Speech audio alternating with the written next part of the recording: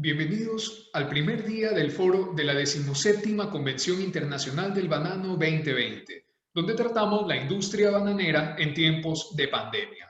Nuestra segunda intervención del día de hoy está a cargo de Germán Ríos. Él tratará el rol de las instituciones multilaterales del comercio internacional en el financiamiento del Ecuador. Germán Ríos es profesor asociado de IE University y Senior Partner en Atrevia.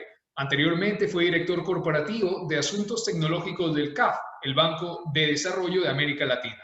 Es economista graduado de la Universidad Central de Venezuela. Posee un máster en Administración del Instituto de Estudios Superiores de Administración, un Master of Arts en Economía de Johns Hopkins University y un Master of Philosophy en Economía en George Washington University. Con ustedes, Germán Ríos.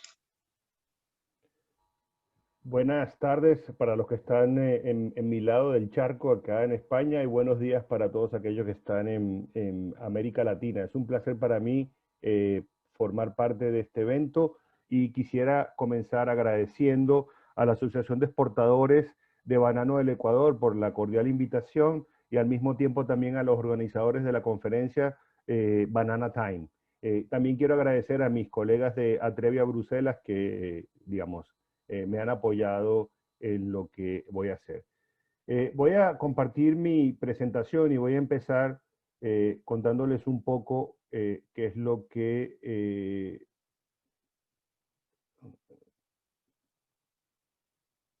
denme un segundo.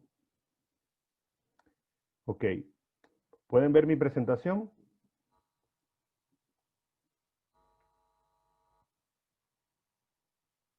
Sí. Perfecto. Bueno, un poco la idea en los próximos minutos es comentarles un poco el rol de las instituciones multilaterales de financiamiento en el Ecuador. Un poco lo que quisiera hacer es comentarles un poco cuál es el papel de estas instituciones y luego también explorar cuál ha sido la relación del Ecuador con las mismas, ¿no? Posteriormente, algo que ya se discutió un poco en el contexto latinoamericano en la primera presentación, me gustaría explorar algunos de los desafíos que enfrenta el Ecuador, que no son tan diferentes al resto de los que enfrenta América Latina. Y finalmente, quisiera contrastar eso con los retos de las instituciones multilaterales de desarrollo y cómo pueden ayudar mejor al Ecuador en este proceso que les voy a comentar. Al final de mi presentación me gustaría hacer algunas conclusiones o reflexiones finales sobre lo que les voy a exponer. Déjenme comenzar contándoles algo que probablemente ustedes conocen muy bien, pero creo que es importante destacar cuál es el papel de las instituciones multilaterales de desarrollo. ¿Por qué son claves en América Latina y en otras partes del mundo? Y al mismo tiempo, cuál es el tipo de cosas que ellos hacen que apoyan a sus países miembros. Obviamente, el papel más importante y el que es más obvio para nosotros y el que conocemos de mejor manera tiene que ver con la financiación. La financiación que proveen los organismos multilaterales de desarrollo es una financiación muy particular y porque tiene dos características claves. Una es la que me gustaría destacar, el rol anticíclico. El presidente anterior de CAF, Banco de Desarrollo de América Latina, Enrique García, solía decir que los bancos de desarrollo son aquellos bancos que cuando está lloviendo te prestan el paraguas. Porque como todos sabemos, cuando las cosas están mal, los bancos comerciales o los bancos tradicionales suelen retirar sus ofertas de financiamiento. Y en países donde hemos vivido crisis profundas, sabemos muy bien que si no fuera por el rol anticíclico de estos organismos multilaterales, las dificultades de financiamiento serían aún mayores. Ese es un primer papel que tienen estos organismos, pero un segundo papel es que ellos pueden traer a otras personas a la mesa. Ellos tienen un rol catalítico. Muchas veces, sobre todo en el caso de inversiones privadas, estos inversionistas privados acompañan a los organismos multilaterales de desarrollo y de financiamiento porque sienten una garantía de seguridad de estas instituciones. ¿Por qué? porque normalmente tienen unos ratings crediticios más elevados que los países miembros, y en segundo lugar, porque tienen un profundo conocimiento de la región, con lo cual, desde el punto de vista del inversionista privado, le ayuda a mitigar el riesgo de entrar en una nueva operación en un país, por ejemplo, en América Latina. Otro tema que es fundamental desde el punto de vista de la financiación de los bancos multilaterales es que los economistas nos gusta hablar un poco de externalidades y bienes públicos, que es cuando hay mercados que no existen, como por ejemplo el financiamiento a la pequeña y mediana industria. ¿Por qué? Porque muchas veces los bancos comerciales tienen dificultades para tener una tecnología para evaluar el riesgo de esas operaciones, con lo cual algunas veces vemos escasez de financiamiento, por ejemplo, en ese sector. Sin embargo, los bancos multilaterales de desarrollo pueden asumir algunos riesgos que el sector privado no puede tomar. Y eso es muy importante porque ayudan a desarrollar, por ejemplo, líneas de financiamiento para microempresas o para pymes, o en otros casos, por ejemplo, pueden entrar en sectores donde estas externalidades son muy importantes, como por ejemplo los casos de los sectores de educación y salud. En segundo lugar, otro papel muy importante de la banca multilateral de desarrollo es su capacidad de generar conocimiento, sobre todo un conocimiento que es muy focalizado y es muy especializado. Nosotros cuando investigamos, cuando tratamos de hacer algún reporte, muchas veces tomamos como referencia los reportes del Banco Mundial, los reportes del Banco Interamericano de Desarrollo, de la CAF, porque estos bancos invierten talento, invierten dinero en desarrollar una agenda integral para promover el desarrollo sostenible. Y esto tiene todo el sentido del mundo, porque si uno va a apoyar a los países a mejorar su competitividad, a mejorar su crecimiento y a mejorar su desarrollo de largo plazo, no lo podemos hacer bien si no conocemos a profundidad cuáles son los problemas. Y en la región hemos visto que muchos bancos tienen unos nichos de especialización que son interesantes. Por ejemplo, en el caso del Banco Mundial, tradicionalmente ha invertido mucho en conocimiento en las áreas de salud y educación. Por ejemplo, la CAF, Banco de Desarrollo de América Latina, mi antigua casa, es un especialista en el área de infraestructura, donde ha desarrollado mucho conocimiento y mucha experticia, y los otros bancos que tienen diferentes tipos de conocimiento. En el caso del BID, como veremos en algún momento, ha trabajado mucho en todos los temas de reforma del Estado. Y la última cosa, que es una gran ventaja que tienen estas organizaciones, es que trabajan en muchos países, tienen experiencia multipaís, con lo cual pueden identificar casos exitosos y pueden replicar esos casos en nuevas operaciones. Y por eso son capaces de promover las buenas prácticas. Obviamente también aprendemos de los errores y en aquellas operaciones que han tenido problemas, tratamos de corregir y tratamos de ver cómo mejorar a futuro ese tipo de operación. Ahora bien, ¿cómo contribuye la banca multilateral en los países? Bueno, ya mencioné que pueden corregir imperfecciones de mercado en el sentido de que pueden trabajar en mercados que no existen o en mercados que funcionan de manera ineficiente porque hay falta de información, hay externalidades, etcétera. También, como dije anteriormente, pueden proporcionar crédito cuando el financiamiento es escaso. Es el caso del Paraguay en este momento en que las calificadoras de riesgo nos están castigando y es más difícil conseguir financiamiento privado. El papel de la banca multilateral es poder darnos financiamiento.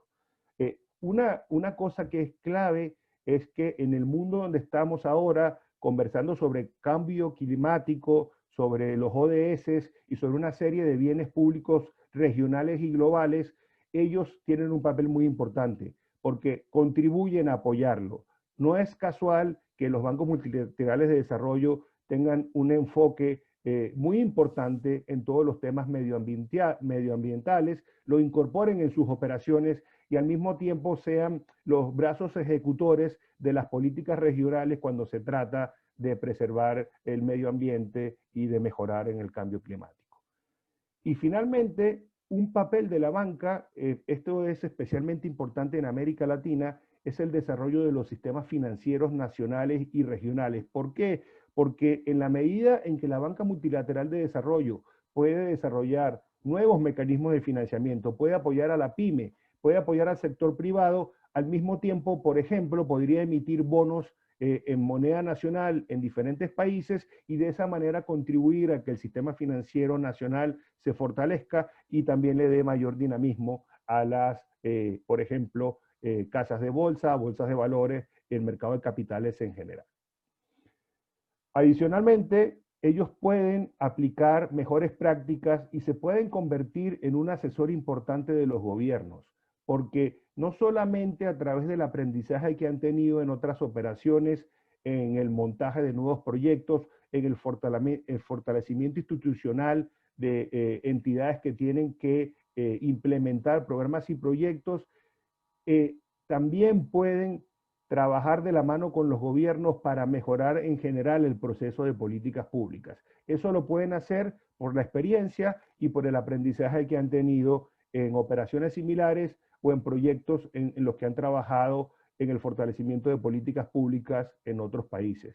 Les doy un ejemplo. Cuando yo trabajaba en CAS Banco de Desarrollo de América Latina, por algunos años dirigí el programa de apoyo a la competitividad, y en ese programa hicimos varios apoyos importantes a cadenas productivas a nivel regional y en algunos casos aprendimos de buenas experiencias de implementación en ciertos países con cadenas productivas y esa experiencia la podíamos trasladar a otros países con problemáticas similares al país donde estuvimos implementando el primer proyecto.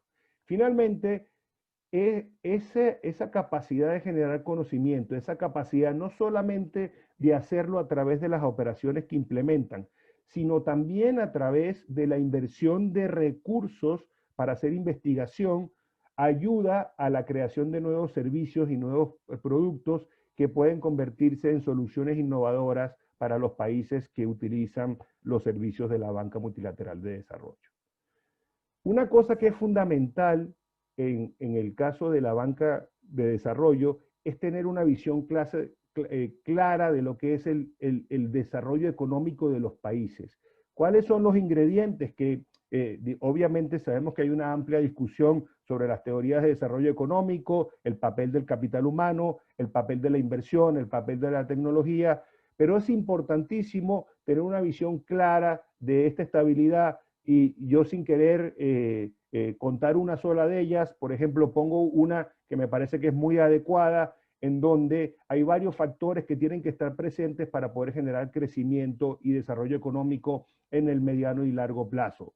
Obviamente, tener estabilidad macroeconómica, tener eficiencia a nivel de mercados microeconómicos, poder proteger a los más vulnerables, reduciendo la pobreza y reduciendo la desigualdad, creando mayor inclusión social, fortaleciendo nuestras instituciones y con varios temas transversales, como por ejemplo los temas de género, el tema medioambiental, pero el punto más importante sobre el cual voy a volver más adelante en mi presentación tiene que ver con lo que yo llamo la transformación productiva. En la presentación anterior nos comentaban que el proceso de recuperación después del COVID-19 va a ser probablemente lento y doloroso, vamos a tener cicatrices y la única manera es acelerando el crecimiento, es la manera en que podemos acortar los plazos. Y para ello voy a argumentar que una transformación productiva es fundamental. En algunos minutos les voy a describir un poco qué es lo que yo entiendo por transformación productiva. Déjenme pasar ahora a contarles un poco qué es lo que está haciendo Ecuador con las instituciones multilaterales de desarrollo. Probablemente ustedes conocen esto mejor que yo, pero lo que he querido hacer en este ejercicio es contarles todo lo que se está haciendo de los principales bancos multilaterales y de financiamiento al Ecuador y a raíz de este análisis tratar de llegar a algunas conclusiones. ¿Cuáles son los sectores que están siendo favorecidos? ¿Cuáles son los sectores que están recibiendo menos recursos? Y, por ejemplo, ¿cuáles son los retos para mejorar el impacto de las intervenciones de la banca multilateral en el Ecuador? Déjenme comenzar primero por el Banco Mundial. Como podrán ver, y me disculpan si se ve pequeño y tampoco la idea es entrar en todos los proyectos que el Banco Mundial financia en el Ecuador, pero me gustaría mencionar algunos de ellos para ver el tipo de áreas en donde están. Vemos acá que hay varios proyectos que tienen que ver con inclusión con pobreza, con desigualdad. Hay un enfoque social muy importante del Banco Mundial en el Ecuador y al mismo tiempo también hay un enfoque interesante en la área de infraestructura, especialmente en el área de agua, saneamiento y también en el tema del financiamiento del Metro de Quito, que como veremos también es un proyecto en donde varios multilaterales están involucrados. También vale la pena destacar el apoyo del Banco Mundial a proyectos de salud y también el apoyo que ha dado el banco a tratar de paliar algunos de los efectos negativos que ha producido la pandemia. Una cosa y donde el Banco Mundial destaca y que es muy importante es el tipo de investigación muy focalizada y aplicada que hace en el Ecuador. Como yo había comentado anteriormente, esto es muy importante porque produce conocimiento específico del país y ayuda a la acción del banco, pero también ayuda a la política pública del gobierno ecuatoriano. Por ejemplo, no es un secreto para ustedes que uno de los temas importantes en los últimos años ha sido el impacto de la migración venezolana en el Ecuador, cómo integrar a estos migrantes, cuáles son los retos y oportunidades en el Ecuador, cómo hacer la inclusión, y el banco ha dedicado recursos y conocimiento para desarrollar este tema. También vemos algunos que tienen que ver con gestión pública, como la eficiencia del gasto público en salud, y algunas que tienen que ver en cómo apoyar a las empresas en el caso de la pandemia, en este caso las empresas formales. Veamos ahora lo que hace el Banco Interamericano de Desarrollo. Si vemos un poco la foto global, el banco tiene un monto activo aprobado de unos 3.600, casi 3.700 millones de dólares en el Ecuador. Como vemos por área, la clasificación de ellos, hay mucho en infraestructura, sobre todo en energía, agua y saneamiento, pero también hay una parte muy importante que tiene que ver con la reforma y la modernización del Estado. Si vamos un poco más en detalle al tipo de proyecto que está financiando el BID en el Ecuador, aquí vemos que hay un impacto importante en el área de salud, sobre todo no son programas muy grandes, el más importante sí tiene que ver con la protección social en el marco del coronavirus, pero también, por ejemplo, al uso de soluciones innovadoras como el uso de Big Data para tratar de ser una gestión más eficiente en el COVID-19. Vemos también un tema importante de los bancos de desarrollo que no mencioné, pero son importantes en la integración regional, tanto física como comercial. Eso lo hacen a través de infraestructura, pero por ejemplo aquí podemos ver claramente un proyecto en esa dirección, que es la interconexión eléctrica entre Ecuador y Perú. Y finalmente, en términos de proyectos, tenemos a CAF, el Banco de Desarrollo de América Latina, que ha venido trabajando, como comenté al comienzo de mi exposición, muy fuertemente en el tema de infraestructura. Vemos varios programas viales en donde es la especialidad. Había un economista inglés que siempre llamaba a CAF el banco de las carreteras, porque había hecho una inversión muy importante en su desarrollo, en la inversión en carreteras, sobre todo carreteras de integración, pero también vemos al Banco de Desarrollo de América Latina en el Metro de Quito y también lo vemos preocupado por temas de competitividad y logística. Un programa reciente es el apoyo a la agenda urbana y a la política de hábitat del Ecuador. Vemos aquí algunos titulares del tipo de apoyo que el Banco de Desarrollo de América Latina da al Ecuador, el de generar viviendas propias para una gran cantidad de familias, lo cual es un proyecto interesante porque mezcla las dos dimensiones que he mencionado, una de ellas el desarrollo de infraestructura y la otra la inclusión social, la reducción de la pobreza y la reducción de la desigualdad. También vemos el apoyo decisivo del CAF a paliar o mitigar los impactos de la pandemia a través de 400 millones que ha prestado de emergencia para el Ecuador. Y luego vemos otros programas interesantes de tipo transversal, como por ejemplo de reforma institucional para utilizar datos abiertos en la lucha contra la corrupción y al mismo tiempo ayudar a prevenir incendios forestales, que se ha convertido en un problema en general en América Latina. Déjenme pasar a otro tipo de organismos. Voy a hablar un poco sobre el Fondo Monetario y el Fondo Latinoamericano de Reservas. La gran diferencia entre estos organismos y lo que describía anteriormente, el Banco Mundial, el BID y la CAF, Banco de Desarrollo de América Latina, es que estos organismos se focalizan en tratar de mantener la estabilidad macroeconómica del país. ¿Cómo lo hace? En el caso del Fondo Monetario, que es muy importante para el Ecuador, ha hecho un préstamo reciente de 6.500 millones en el marco del servicio ampliado del Fondo Monetario. Este es un préstamo fundamental para mantener las finanzas públicas que se han visto afectadas muy fuertemente por el COVID-19, sobre todo la recaudación fiscal, y al mismo tiempo mantener los programas de asistencia social durante la pandemia y que el Ecuador pueda mantenerse al día con sus obligaciones. Quisiera destacar la directora gerente del Fondo Monetario cuando habló del programa por 643 millones de asistencia de emergencia al Ecuador durante el COVID-19, es que el objetivo básicamente del fondo es apoyar al Ecuador en su necesidad inmediata, pero al mismo tiempo ayudar a las autoridades a implementar reformas económicas y estructurales, que es un tema que salió en la primera presentación de hoy y que tiene que ver con crear las condiciones para el crecimiento y el desarrollo económico, porque si eso no pasa, es muy difícil generar los recursos para poder repagar los préstamos y la deuda que ya se tiene acumulada. Por último, déjeme destacar el papel del FLAR. El FLAR es un organismo más pequeño, Ecuador es miembro del FLAR y vemos que los tres tipos de instrumentos que tiene el FLAR son para ayudar en términos de balanza de pagos y macroeconomía. El Ecuador ha sido muy activo en el uso de los recursos del FLAR, vemos que ha tomado varios préstamos en la historia de balance de pagos, de generación de liquidez y de préstamos de contingencia, sobre todo en la crisis del año 95. Eso sería un poco el resumen del papel de los organismos multilaterales de desarrollo y el Ecuador, y me gustaría derivar algunas conclusiones del análisis de lo que la banca multilateral está haciendo en el Ecuador.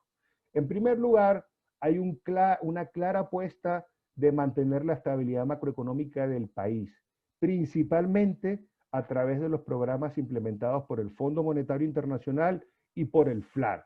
Sin embargo, hemos visto también algunos programas pequeños de los otros bancos multilaterales que van más en la onda de tratar de apoyar al gobierno en tener una mejor gestión de gasto y en tener una mejor gestión de la parte tributaria. Hemos visto también el papel decisivo, principalmente del Banco Mundial, de la creación de conocimiento específico sobre los problemas del país y a raíz de eso generar opciones de política económica e inclusive nuevos programas de financiamiento del mismo banco para apoyar. Por ejemplo, el ejemplo que discutimos anteriormente es de los retos que implican la migración de otros países al Ecuador. Finalmente, un denominador común, sobre todo de los tres bancos multilaterales más importantes en el país, el BID, el Banco Mundial y la CAF, ha sido mitigar los efectos del COVID-19. Lo han hecho a través de apoyo a los sistemas sanitarios, apoyos al sistema financiero y apoyos en general a los programas que el gobierno está implementando para mantener a flote tanto a las empresas como a las familias que han sido los más afectados por esta pandemia. Obviamente, un tema transversal es apoyo a la competitividad del país. Esto se hace combinado con, por ejemplo, el financiamiento a la infraestructura y a la logística. Vimos varios programas en el área de transporte, energía, agua y saneamiento. Y también hay un tema muy importante sobre la pobreza y la exclusión social. Y yo simplemente quisiera dejar acá una pregunta, y la pregunta tiene que ver con la coordinación de las acciones de los bancos.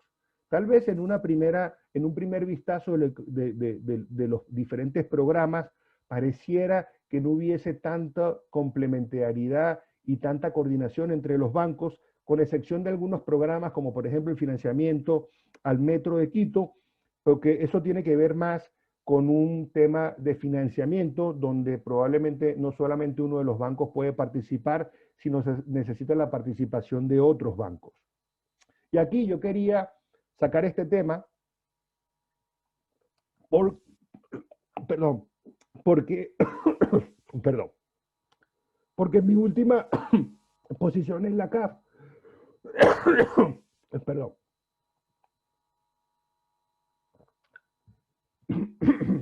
yo estuve como director de la CAF en Uruguay y en ese caso observamos una importante política pública por parte del gobierno uruguayo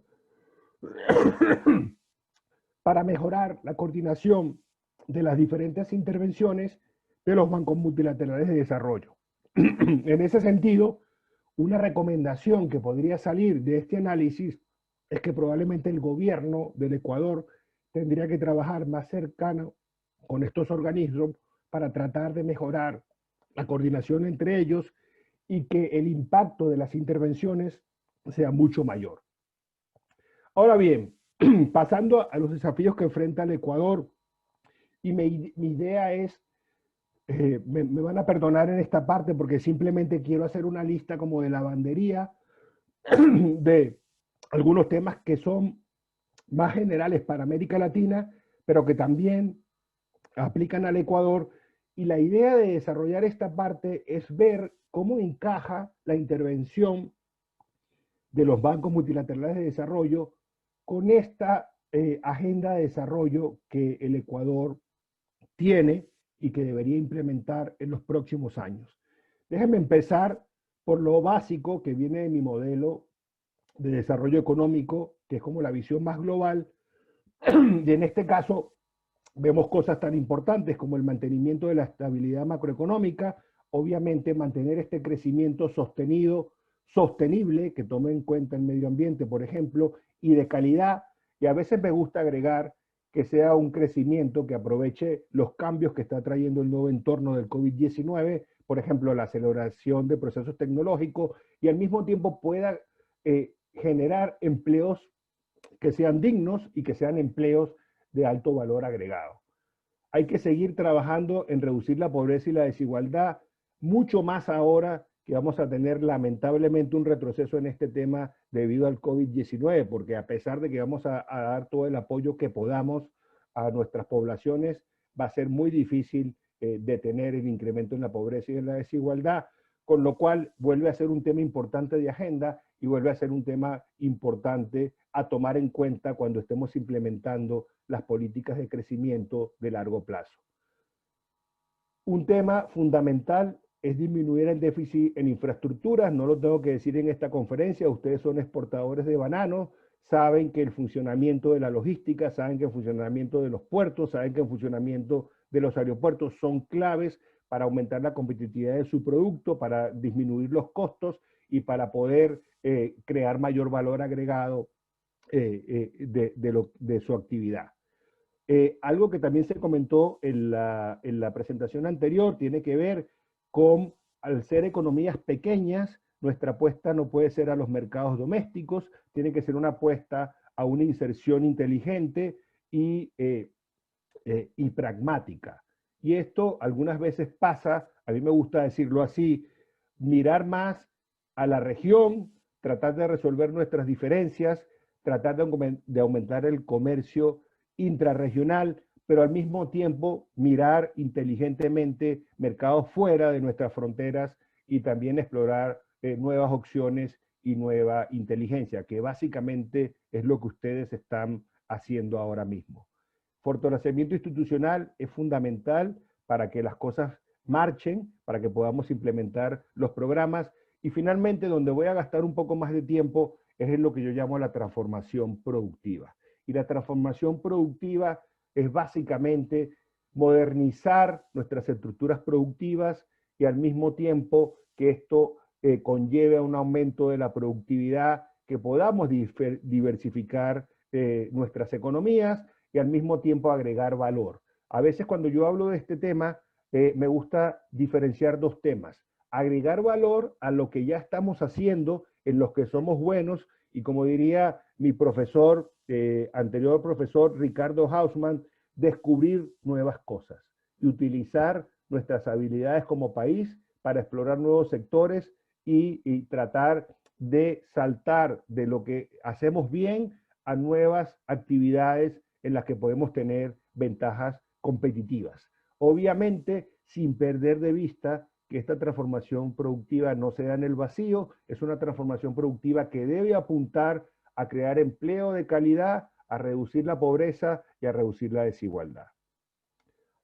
Ella tiene muchísimos instrumentos, muchísimos ingredientes, ya algunos de ellos he descrito, pero tal vez me gustaría hacer el énfasis en tres cosas claves de esta gráfica. El primero de ellos tiene que ver con la educación. La educación es fundamental, el talento, el capital humano. No podemos pensar en introducir nuevas tecnologías o adecuar nuestra mano de obra a nuevos procesos si no hay un proceso educativo fundamental.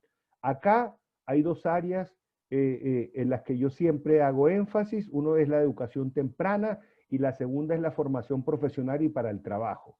Acabo de terminar ahora mismo un reporte para la Organización de Estados Iberoamericanos donde analizamos el papel de las universidades y en la provisión de talento para las empresas y lamentablemente hemos encontrado que digamos, el descalce entre lo que estamos ofreciendo a nivel de educación superior y lo que están demandando las empresas es importante. Ahí tenemos una tarea que hacer y un papel muy importante de la política pública. En segundo lugar, quiero destacar, ya lo hice, infraestructura y logística. Son fundamentales para poder mejorar nuestra inserción internacional. Y en último lugar, lo que yo llamo ecosistemas de emprendimiento. Tenemos que tratar de crear ecosistemas donde estén los tres ingredientes básicos de la competitividad: el financiamiento, la innovación y la comercialización de nuestros productos. Esos son los ingredientes que me gustaría destacar como parte importante de la transformación productiva. Y donde yo pienso que la política pública y la estrategia de desarrollo debería poner el énfasis y al mismo tiempo utilizar los recursos que sabemos que son escasos y que deben apuntar a algo que en el largo plazo genere mayor valor agregado. Voy a ir terminando contándole un poco cuáles son los retos de las instituciones multilaterales de desarrollo para apoyar mejor a países como el Ecuador. Y en primer lugar, uno de los problemas que tenemos en este momento es que los tres organismos, el Banco Mundial, la CAF y el BID, no tienen una base de capital suficiente para ampliar sus líneas de financiamiento a los países. Y aquí es muy importante que los miembros de estos países, sobre todo en el caso de los bancos regionales, como la CAF, estén de acuerdo en aumentar el capital. Para darles una idea, cuando la CAF recibe $1 adicional de capital, es capaz de apalancar $8 para proyectos de integración regional y $4 para proyectos nacionales. Es decir, estamos invirtiendo para aumentar las fuentes de financiamiento. En el caso del Banco Mundial es más complicado porque depende de los Estados Unidos y ahora en el caso del BID también. Y eso tiene que ir a través del Congreso, pero es importante hacer presión para que se pueda aumentar el capital de estos entes de financiamiento. El otro tema importante para países como el Ecuador es soluciones a la medida de países de ingreso medio. Eso es fundamental, porque en la medida en que los países incrementan su ingreso per cápita, se van graduando de los mecanismos de ayuda tradicional y en esa misma medida pueden perder fuentes de financiamiento.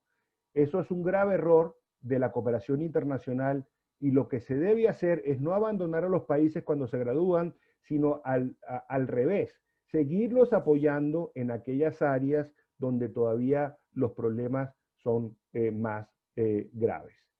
Y por eso hay que cambiar esos criterios de graduación, no solamente hablar de PIB per cápita, sino también hablar de, por ejemplo, indicadores de desarrollo humano y de indicadores como los ODS.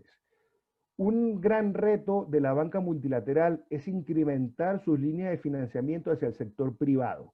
Para ello, tienen que salir del balance y crear vehículos especiales de financiamiento que puedan tener inversión de otros, por ejemplo, fondos, y con esa participación puedan tratar de encontrar proyectos productivos en nuestra región, en el Ecuador, y lo puedan financiar.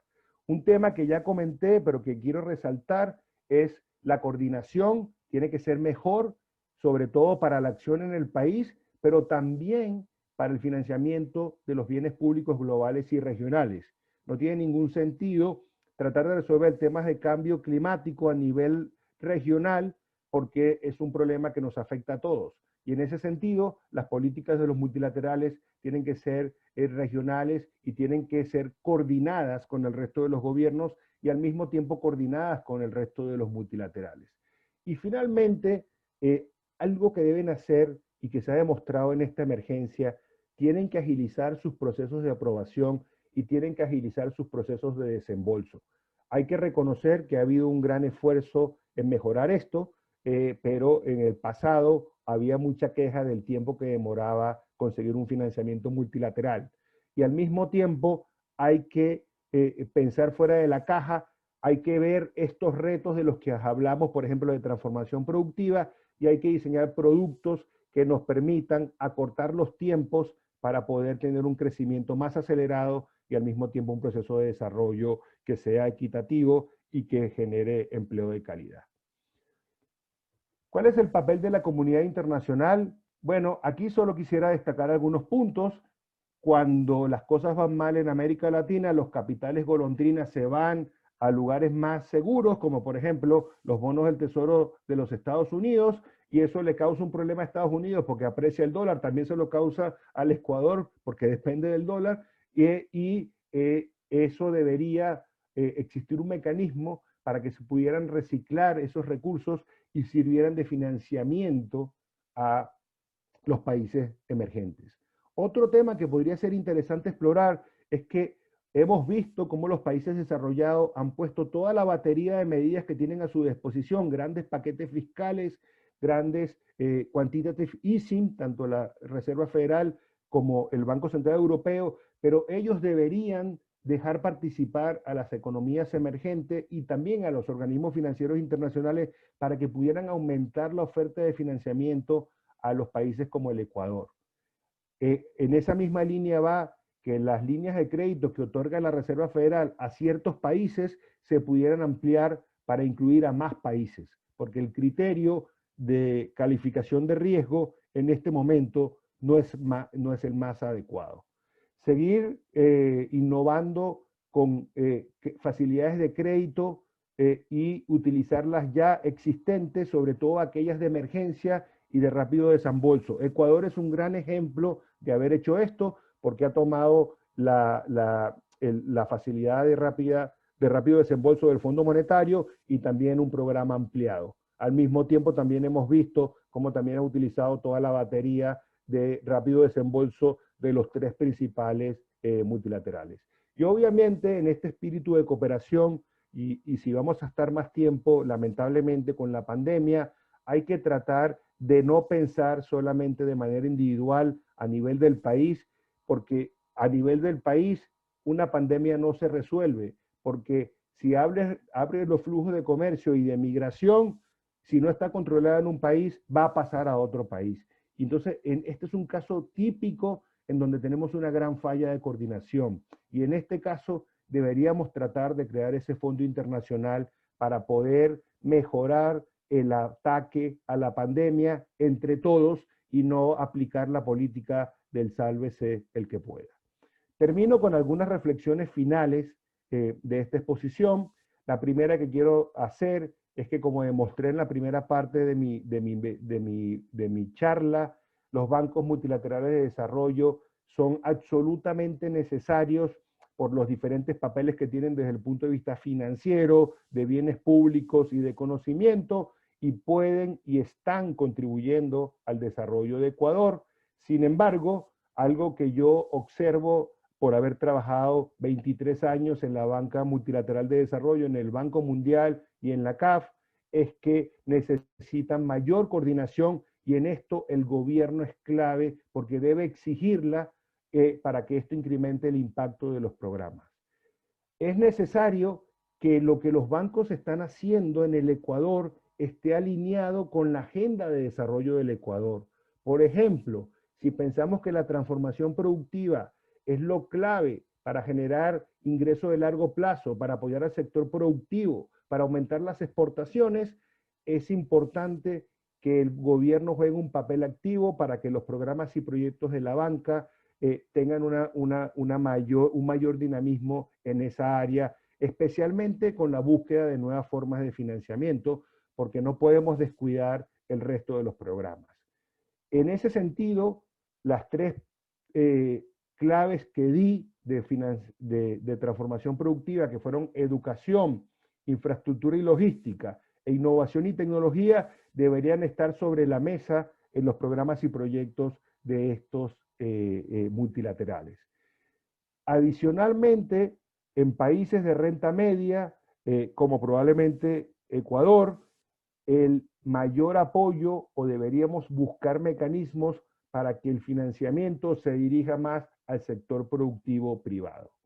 Y finalmente, la comunidad internacional debe jugar un papel muy importante para intentar buscar mayores fuentes de financiamiento más diversas que puedan apoyar a las economías emergentes, especialmente en este momento en que estamos atravesando una situación tan complicada. Y aquí me voy a detener. Muchas gracias por su atención y quedo atento a sus preguntas. Muchas gracias por su exposición. Estamos atentos en el chat a las preguntas de los participantes de la audiencia, por favor.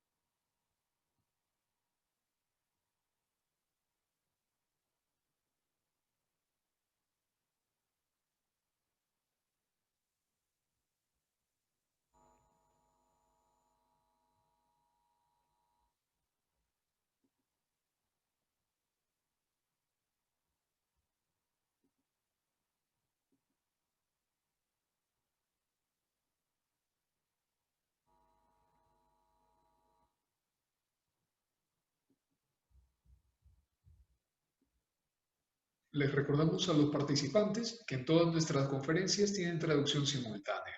Colocando en el icono de idioma en la parte inferior de su pantalla podrán seleccionar el idioma de su preferencia. Asimismo, en este momento estamos receptando las preguntas para nuestro expositor Germán Ríos.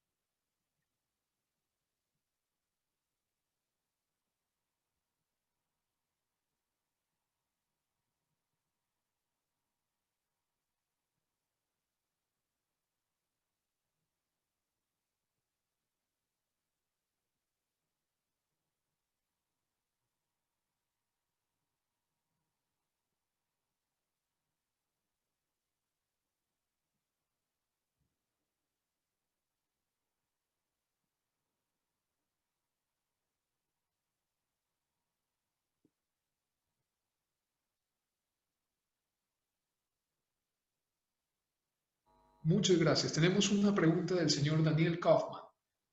Muy buena exposición para Germán Ríos. Y nos pregunta, ¿cuáles iniciativas específicas de estas organizaciones internacionales podría apoyar más diversificación en los países? Muchas gracias, Daniel, por la pregunta. Es una pregunta excelente y la verdad que la respuesta es bastante difícil porque no es tan fácil ver cuál es el tipo de política. Te voy a contar algunas experiencias que hemos tenido nosotros en la banca multilateral para ayudar a mejorar la competitividad. Por ejemplo, en la CAF tuvimos por mucho tiempo, tenemos todavía lo que se llama el programa de apoyo a la competitividad. Ese programa de apoyo a la competitividad estaba muy focalizado en hacer tres cosas. Esas tres cosas que hacía el programa o que hace el programa era identificar cadenas de producción en donde hubiese algún tipo de obstáculo que se pudiera remover. Ese obstáculo podría ser, por ejemplo, de logística o podría ser de tecnología. Te voy a poner un par de ejemplos que me parecen interesantes. Por ejemplo, en el caso de Colombia, estuvimos trabajando con el clúster de flores. Como todos ustedes saben, tanto Ecuador como Colombia son importantes exportadores de flores, y uno de los temas que a veces existe es lo costoso que es trasladarlas por carga aérea. Y con una universidad local estuvimos tratando de desarrollar una tecnología para poder trasladar vía marítima. Ese es el tipo de cosas que yo creo que es importante hacer para ayudar a los sectores productivos. En el caso de la diversificación, yo creo que es muy importante en este tipo de programas tratar de apoyar el emprendimiento, porque en muchos casos esa diversificación va a venir de estas nuevas ideas, del uso de nuevas tecnologías, digamos, siempre vemos en los indicadores mundiales de emprendimiento que nuestra región es una de las regiones más creativas y con mayores posibilidades de emprender. En ese sentido, para poder diversificar, es muy importante que podamos apoyar a esos emprendedores.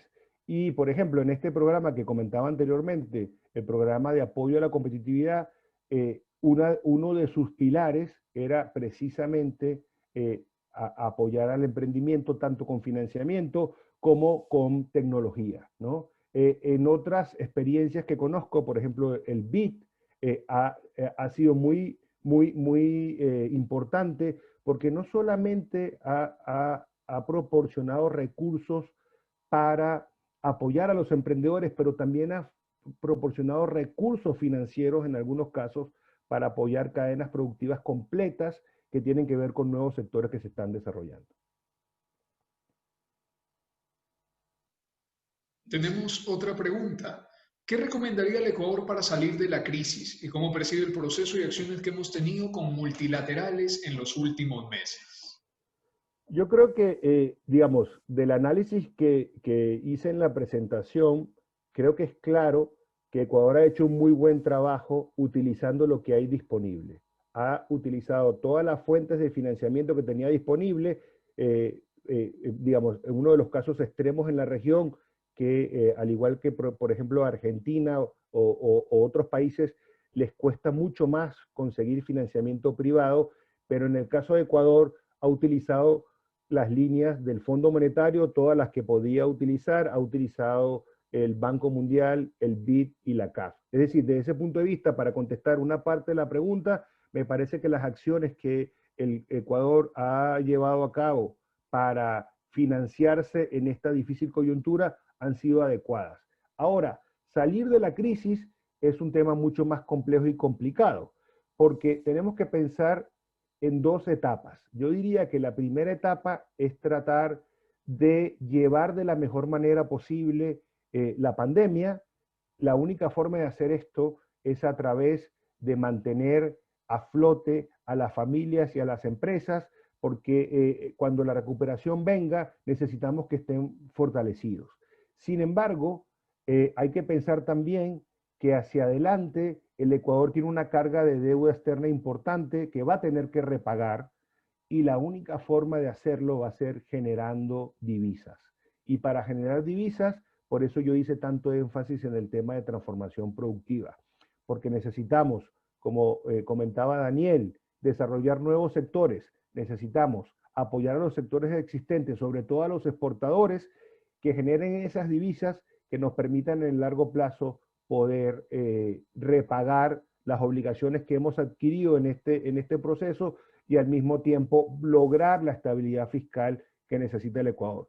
Obviamente hay otros ingredientes, por ejemplo, está sobre la mesa revisar el gasto público, está sobre la mesa la reforma tributaria, pero digamos, lo más importante es poder generar recursos para pagar.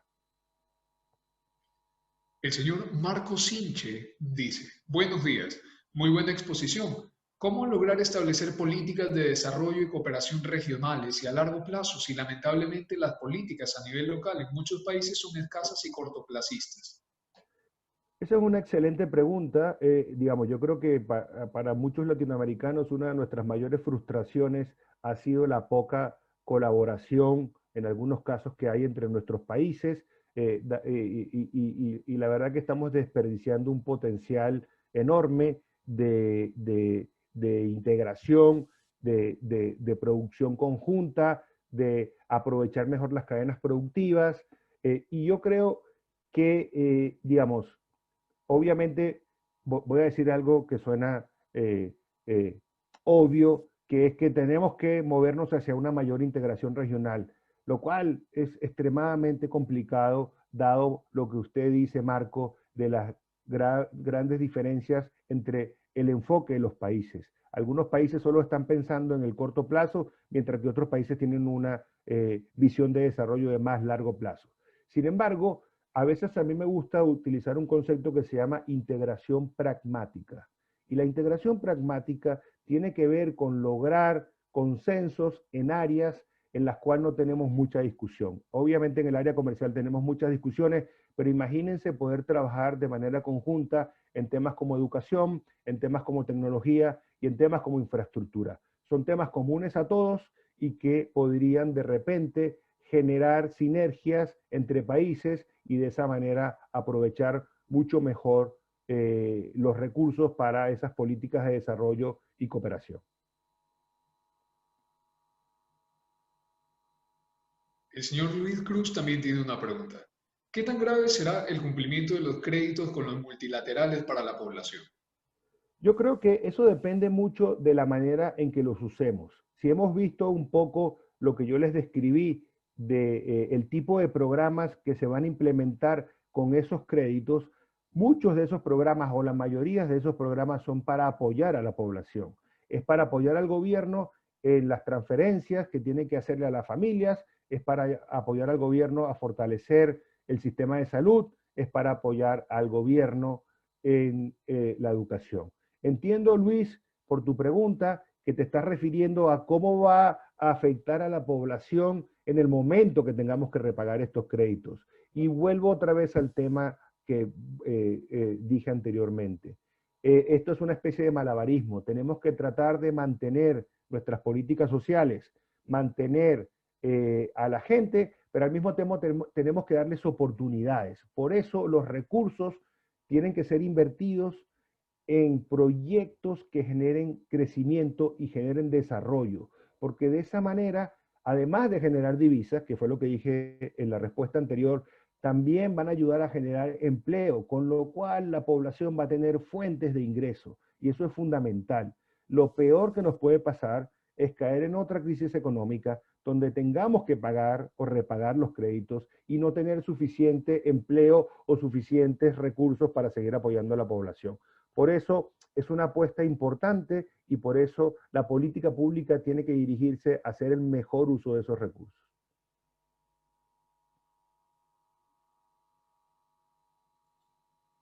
Gracias. Si tenemos alguna pregunta adicional, si no, podemos dar por concluida esta sesión.